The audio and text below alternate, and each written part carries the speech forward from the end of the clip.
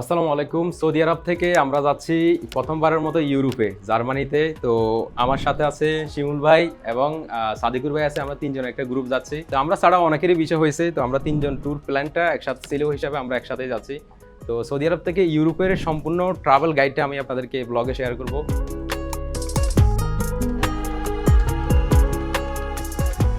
তো আসলে সৌদি আরব থেকে কিভাবে ভিসা পেলাম, তারপরে সৌদি আরব ইমিগ্রেশনে কি কি প্রশ্ন করে, জার্মানি ইমিগ্রেশনে কি হয়, মানে সম্পূর্ণ ট্রাভেল গাইডটা আপনাদেরকে হচ্ছে শেয়ার করব।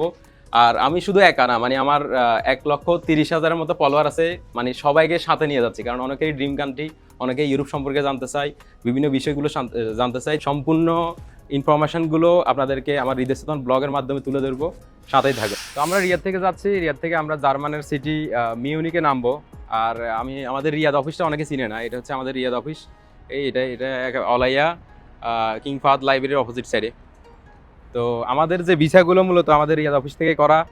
আর ট্রাভেল আইটির কথা বলতে গেলে আমরা আগামীকাল সকালে মিউনিক সিটিতে পৌঁছাবো। পরবর্তীতে আমরা ইতালিতে ভিজিট করবো, ফ্রান্সে ভিজিট করবো, অস্ট্রিয়াতে ভিজিট করবো, এবং মোস্ট ওয়ান্ডারফুল বিউটিফুল কান্ট্রি সুইজারল্যান্ডে ভিজিট। এক্সট্রা অর্ডিনারি একটা অ্যাডভেঞ্চার হতে যাচ্ছে। আমরা এখন এয়ারপোর্টের দিকে রওনা দিচ্ছি। তো আপনারা এয়ারপোর্টে যাওয়ার সময় রিয়াদ থেকে হলে অন্তত এয়ারপোর্টে 1 ঘন্টা আগে রওনা দিয়ে দিবেন।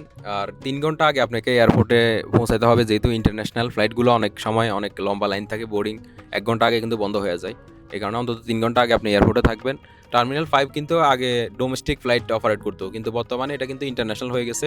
ইন্টারন্যাশনাল ফ্লাইটগুলো এখন টার্মিনাল 5-এ যাচ্ছে, চেঞ্জ হয়ে গেছে। তো আপনারা এই জিনিসটা খেয়াল রাখবেন। আপনার টিকেটের উপরে লেখা থাকবে বেশিরভাগ ক্ষেত্রে যে আপনার কোন টার্মিনাল দিয়ে আপনাকে যেতে হবে। তো ফাইনালি আমরা এখন এয়ারপোর্টে চলে আসছি টার্মিনাল 5-এ, আর যাচ্ছি তুর্কির একটা এয়ারলাইন্সে।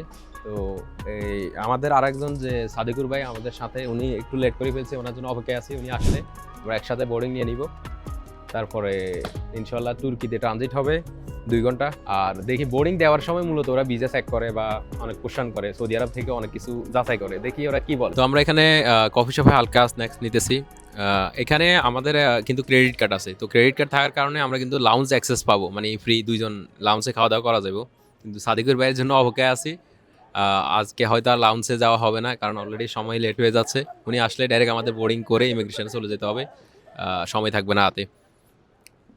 তো এই ইনফরমেশনটা আপনাদেরকে দিয়ে রাখি, আপনার যদি সৌদি আরবের ক্রেডিট কার্ড থাকে তাহলে আপনি সৌদি আরব লাউঞ্জ, মানে অনেক লাউঞ্জ আছে যেগুলোর ফ্রি অ্যাক্সেস পাবেন, মানে ওখানে আর আপনাকে টাকা দেওয়া লাগবে না, ফ্রিতে আপনি খাওয়া দাওয়া করতে পারবেন। তো আমরা ফাইনালি বোর্ডিং নিয়েছি, ইমিগ্রেশন ক্রস করে আসছি। এখন আমাদের গেট নাম্বার দেখতেছি এখানে কোথায় দেওয়া আছে।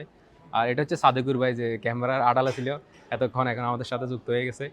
তো এখানে ইমিগ্রেশনের ব্যাপারে বলতে গেলে সৌদি আরব ইমিগ্রেশন মানে খুবই সুন্দর। মানে আপনার যদি ভিসা ভ্যালিড থাকে এখানে কিছু জিগাবেন। আপনি যদি বাংলাদেশে হন বা অন্য দেশ থেকে যান, বিশেষ করে বাংলাদেশ থেকে, দুবাই থেকে, অন্যান্য দেশ থেকে কিন্তু খুবই ইনকোয়ারি করে। তো আমরা এখন আমাদের গেট নাম্বারের দিকে যাচ্ছি, আর 2:50 আমাদের ফ্লাইট হবে ইনশাল্লাহ।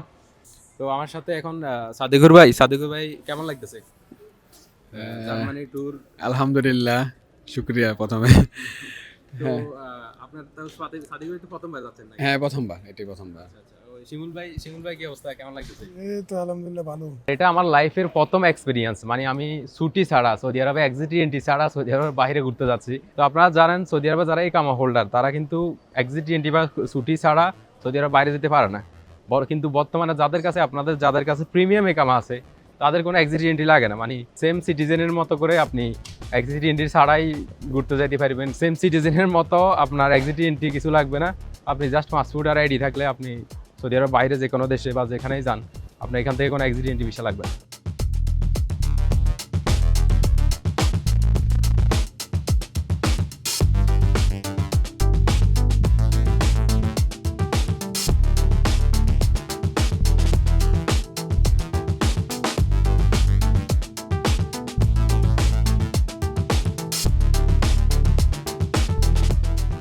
থেকে মিউনিকের উদ্দেশ্যে রওনা দিচ্ছি, জার্মান।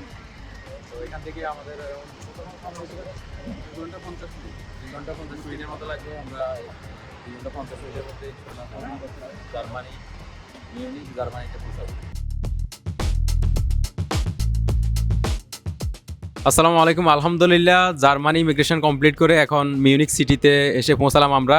তবে মিউনিক ইমিগ্রেশন এক্সপিরিয়েন্সটা আমি এখন আপনাদেরকে যদি শেয়ার করি, এটা মিউনিক একটা ছোটো এয়ারপোর্ট। তো এখানে কিন্তু ইমিগ্রেশন মোটামুটি ভালোই হার্ড, মানে অনেকগুলো প্রশ্ন করছে, কোন কোন জায়গায় ভিজিট করুম জিজ্ঞেস করছে, আর হোটেল বুকিং রিটার্ন টিকিট দেখছে।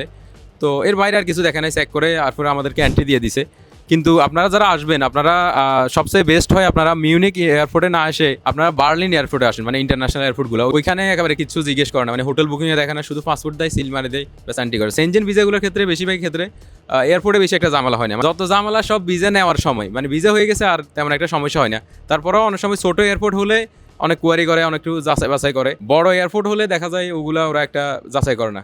তো আমরা এখন হোটেলের দিকে যাব, আমরা উবার কল দিয়েছি, উবার আসতেছে। তো আপনারা যারা সৌদি থেকে আসবেন আপনারা অবশ্যই ডাটা রোমিং নিয়ে আসবেন। আমি এসটিসি রোমিং ডাটা নিয়ে আসছি, একেবারে আনলিমিটেড, মানে unlimited mobile call, unlimited internet. তো আপনারা চাইলে আনলিমিটেড না হলেও আপনারা 2 জিবি 5 জিবি 10 জিবি ডাটা নিয়ে আসলে তাহলে দেখা যায় আপনি আর যান, অনেক সময় কাজে লাগে। যেহেতু নতুন দেশে নতুন এয়ারপোর্ট, অনেক সময় সিম খুঁজে পাওয়া মানে এটা নিয়ে একটা এক্সট্রা হেডেক। রোমিং ডাটা নিয়ে আসবেন, এসটিসি সালাম মোবাইলে যে সিম থাকে ওই সিমের। আর একটা বিষয় হচ্ছে মানি এক্সচেঞ্জ যদি আপনারা করে নিয়ে আসেন তাহলে তো ওকে, না করলে আপনি এখানে মানি এক্সচেঞ্জ করে নিতে পারবেন। তো এখানে একটা মজার ঘটনা ঘটে গেছে, এই আমাদের শিমুল ভাই কিন্তু ব্যাগ হারাই ফেলছে। ব্যাগের কাহিনীটা একটু বলেন।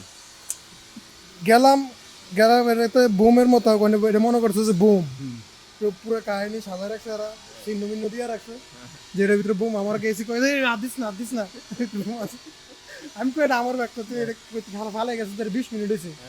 আমি কই ফরগেট, আমি হারাই গেছি। তোর প্রমাণ কি? চার্জার আছে, আমার ডকুমেন্ট আছে, ফোন, তোর পাসপোর্ট দেয়া।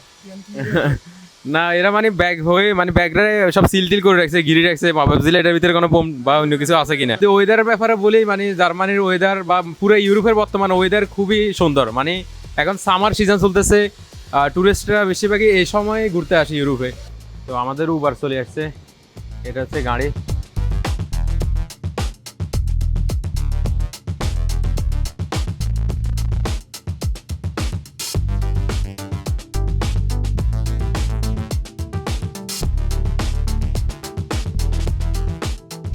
আমরা হোটেলে চলে আসছি। তো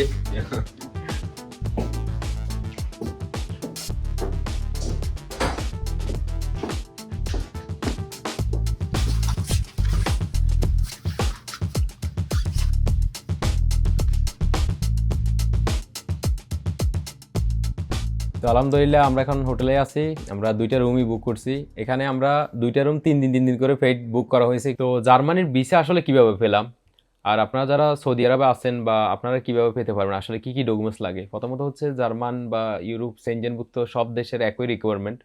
আমরা সচরাচর আপনাদেরকে যে ইনফরমেশনগুলো দিই, আপনার ব্যাংক স্টেটমেন্ট লাগবে। ব্যাংকে মিনিমাম 30,000 রিয়াল আপনার স্যালারি থাকতে হবে, মানে জমা থাকতে হবে, 25,000 30,000। আর ব্যাংকে আপনার স্যালারি আসতে হবে, মানে পেরুল বা মুদাদের মাধ্যমে স্যালারি আসতেছে, মানে যেটা আপনার সোর্স অফ ইনকাম। যেমন মাসে 5,000 রিয়াল বা 4,000 রিয়াল করে আপনি স্যালারি নিতেছেন, বা 8,000 রিয়াল নিতেছেন আপনি যদি এমপ্লয় হন। আর আপনি যদি ব্যবসায়ী হন বা ইনভেস্টর হন তাহলে আপনার এই কোম্পানির ব্যাংক স্টেটমেন্টও আপনি সাথে দিতে পারেন, পার্সোনাল অ্যাকাউন্ট তো দিবেনই। আর এটা ছাড়া হচ্ছে আপনার জব লেটার, কোম্পানি থেকে আপনার এনওসি, আপনার ছুটির ব্যাপারে এক্সিট এন্ট্রি। তো এগুলো সব আপনি জমা দিলে আপনি অ্যাপ্লিকেশন ফর্ম ফিল আপ করবেন, একটা কভার লেটার লিখবেন, এম্বাসি অ্যাপয়েন্টমেন্ট বুক করবেন। তো অ্যাডিশনাল এই হোটেল বুকিং, ফ্লাইট বুকিং, এই খুঁটিনাটি অনেক ডকুমেন্টস লাগে, মানে সব মিলিয়ে প্রায় 14-15টা ডকুমেন্টস রেডি করতে হয়। সুলতান মিডিয়াস কনসালটেন্সি মোটামুটি আপনার যে ফাইলগুলো লাগে, মানে সবগুলো আমরা রেডি করে দিব। শুধু মেইন ম্যান্ডেটরি যে 3টে ডকুমেন্টস বলছি, এটা যদি আপনার থাকে, এনওসি, ব্যাংক স্টেটমেন্ট, ছুটির ব্যাপার। তো এরপরে ইনশাল্লাহ আপনার সব ঠিক থাকলে আশা করি আপনার বিষয় হয়ে যাবে। মানে রেশিও খুবই হাই। আমরা যাদের অ্যাপ্লাই করি, আমরা যাচাই বাছাই করে অ্যাপ্লাই করি। যদি ভিসা না হওয়ার হয় আমরা আগেই অ্যাপ্লাই করিই না, আমরা আগেই বলে দিই আপনার ভিসা হবে না। যদি হওয়ার হয় আমরা অ্যাপ্লাই করে দিই, ইনশাল্লাহ দেখা যায় 80% 90% ভিসা হয়ে যায়। আমরা খাওয়া দাওয়া করে রেস্ট নিয়ে তারপরে জার্মানি সিটিটা, বিশেষ করে বিএমডাব্লিউ মিউজিয়াম, ওই স্পেসিফিক কিছু সিটি আছে ওগুলো ভ্রমণ শেষ করে আমরা ইনশাল্লাহ ইতালির উদ্দেশ্যে রওনা দিব। তো আজকের জন্য এ পর্যন্তই। ইনশাল্লাহ নেক্সট পরবর্তী ব্লগে আপনাদের সাথে আবার দেখা হচ্ছে।